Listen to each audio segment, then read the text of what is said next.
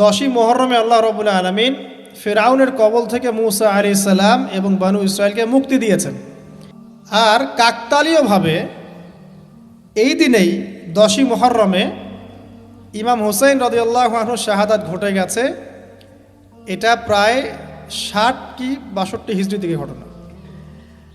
অনেক পরে মানে কাকতালীয়ভাবে এই দিনেই হুসাইন রাদিয়াল্লাহু আনহু শাহাদাতটা ঘটে গেছে। এই কারণে আমাদের মধ্যে একটা প্রচলন হয়ে গেছে যে হয়তোবা এই উদ্দেশ্যে এখানে রোজা রাখতে হয়।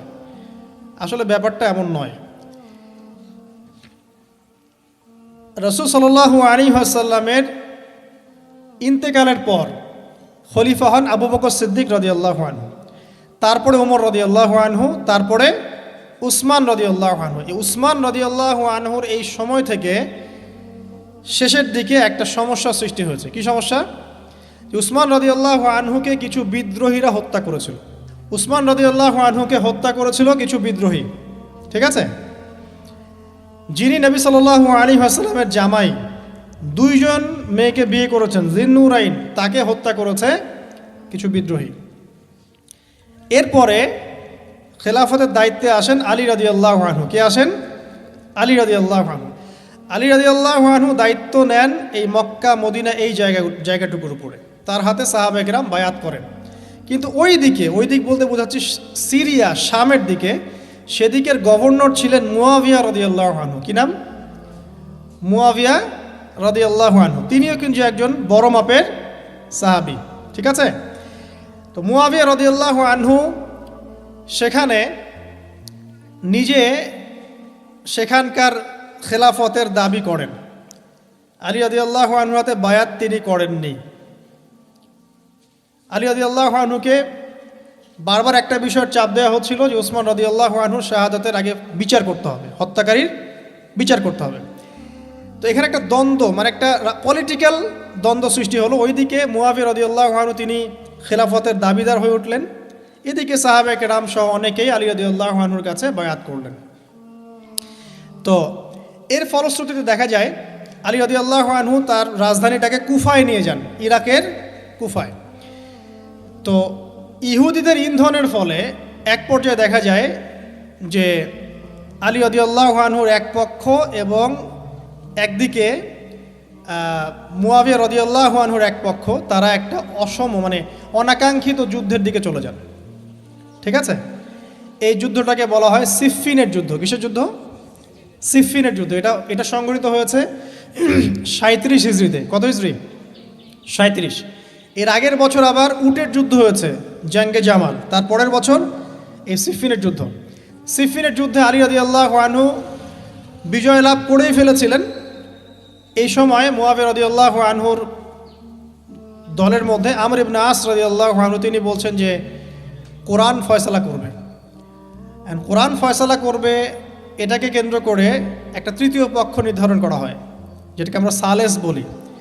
যে মুয়াবিয়া রাদিয়াল্লাহু আনহুর পক্ষে একজন, তার নাম আমর ইবনে আস রাদিয়াল্লাহু আনহু, এবং আলী রাদিয়াল্লাহু আনহুর পক্ষে একজন, তার নাম হচ্ছে আবু মুসা আশআরী রাদিয়াল্লাহু আনহু। তারা গিয়ে একটা তৃতীয় পক্ষ করে মীমাংসা করতে চাচ্ছেন যে আমরা কেউ যুদ্ধ চাই না, আমরা ভাই ভাই, আমরা সবাই মুসলিম উম্মার ঐক্যের খাতিরে এখানে একটা সলিউশনে আসবো। তো সলিউশনে একটা আশা হচ্ছিল যে ঠিক আছে উভয়েই পদত্যাগ করবে, নতুন খলিফা নেওয়া হবে, ঠিক আছে? তো এরকম একটা কথা চলছিল। কিন্তু মুয়াবিয়া রাদিয়াল্লাহু আনহু তিনি তার যে মানে দাবি, এটা ছাড়তে চাচ্ছেন না। এইদিকে আলী রাদিয়াল্লাহু আনহু দলের মধ্যে কিছু মানুষ, প্রায় 12,000, তারা এই দল থেকে বের হয়ে গেল যে আমরা আলীকেও মানি না রাদিয়াল্লাহু আনহু, মুয়াবিয়াকেও মানি না রাদিয়াল্লাহু আনহু, এই আমর ইবনে আসকেও মানি না রাদিয়াল্লাহু আনহু, এবং এই আবু মুসা আশআরী তাকেও মানি না, আমরা কাউকেই মানি না। এবং এদেরকে বলা হয় খারেজি। কি বলা হয়? খারেজি। তারা এইখান থেকে দল থেকে বের হয়ে গেলেন। শুধু তাই না, তারা ফতোয়াও দিল যে আলী এবং মুয়াবিয়া এবং আমর ইবনে আস, আবু মুসা আশআরী সবাই কাফের, নাউজুবিল্লাহ। কারণ কি? কারণ হচ্ছে তারা আল্লাহর কিতাব, আল্লাহর বিধান দ্বারা বিচার ফয়সালা করছে না, মানুষের মত তারা গ্রহণ করছে। মানে ওদের উদ্ভট যুক্তি আর কি। তারা আল্লাহর কিতাব দিয়ে ফয়সালা করছে না, বরং মানুষের রায় গ্রহণ করছে। এটা একটা খোরা যুক্তি ছিল। তো আলী রাদিয়াল্লাহু আনহু এদেরকে দমন করলেন। নহরওয়ান নামক জায়গায় তাদের সাথে যুদ্ধ হলো এবং এই যুদ্ধে আলী রাদিয়াল্লাহু আনহু জয়লাভ করলেন। তো সিফিনের যুদ্ধটা হয়ে গেল। এখন দেখেন দুইটা পক্ষ পাচ্ছেন আপনি এখানে, আলী রাদিয়াল্লাহু আনহু একটা পক্ষ, একটা কার, মুয়াবিয়া রাদিয়াল্লাহু আনহুর পক্ষ। এখন এই যে খারেজিরা বের হয়ে গেল, এখন তো দেখা যায় যে কিছু কিছু শব্দ বললে মানুষ খারেজি ট্যাগ দিয়ে দেয় না। দেখেন এই খারেজি আকিদার সাথে কিন্তু আসলে পলিটিক্যাল সমালোচনার কোনো সম্পর্ক নেই। পলিটিক্যাল দ্বন্দ্বের সাথে, পলিটিক্যাল সমালোচনার সাথে কিন্তু খারেজি বা খাওয়ারিজম মতবাদটা আসলে জড়িত না। এটা কার সাথে জড়িত? ওই যে একদিন বলেছিলাম, খারেজিরা মনে করে কবিরা গুনাহ করলে কোনো ব্যক্তি কী হয়ে যায়? কাফের হয়ে যায়। খারেজিদের আকিদা হচ্ছে কবিরা গুনাহ করলে কোনো ব্যক্তি কাফের হয়ে যায়। এই আকিদাটার নাম খারেজি আকিদা।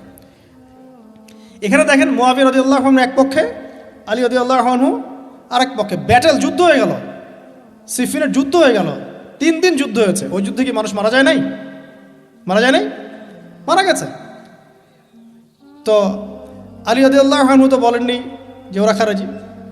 কারা খারেজি তাহলে? যারা এই যে 12,000 সৈন্যের মধ্য থেকে বের হয়ে গেল এবং সবাইকে কাফের ফতোয়া দিল যে আলীও কাফের, মুয়াবিয়া কাফের, আমর ইবনে আসও কাফের, নাউজুবিল্লাহ, আর এই যে আবু মুসা আশআরী তারাও কাফের। একটু বোঝেন। এরপর তারা যখন বের হয়ে গেল, আলী রাদিয়াল্লাহু আনহু তাদেরকে হত্যা করলেন, তাদের সাথে যুদ্ধ করলেন। কিন্তু এদের কিছু কিছু মানুষ বেঁচে ছিল। এরা একটা প্ল্যান করলো। কি প্ল্যান করলো? যে আমরা চোরাগুপ্তা হামলা চালিয়ে এই 4 জনের সবাইকে হত্যা করে ফেলব। কথা বুঝতে পারছেন? 4 জন একই দিনে প্ল্যান করলো। রমজান মাসের 17 তারিখ। কত তারিখ? রমজান মাসের 17 তারিখ। ওইটা সম্ভবত 40 হিজরি। কত হিজরি? সিফিনের যুদ্ধ হচ্ছে 37 হিজরিতে, এটা হচ্ছে কত হিজরি? 40, 3 বছর পর এরা প্ল্যান করলো। এখনকার ওই যে পশ্চিমা গোলকধাঁধায় পড়া কিছু মানুষ, যারা কিছু জঙ্গি সংগঠনের নাম লেখায় প্ল্যান করে যে হঠাৎ সুইসাইড বোম মারবো, আছে না? এরকম একটা প্ল্যান করলো যে আমরা প্ল্যান করলাম এই 4 জনকে আমরা একদিনে উড়িয়ে দেবো, মেরে দেবো। এবং সেই প্ল্যান মোতাবেক তারা কাজ করলো। কাজ করে ঘাপটি মেরে বসে থাকলো। আলী রাদিয়াল্লাহু আনহু ফজরের নামাজে যাচ্ছেন, আব্দুর রহমান বিন মুলজিম নামে এক ব্যক্তি আলী রাদিয়াল্লাহু আনহুকে পুরো তরোয়াল দিয়ে আঘাত করে হত্যা করে।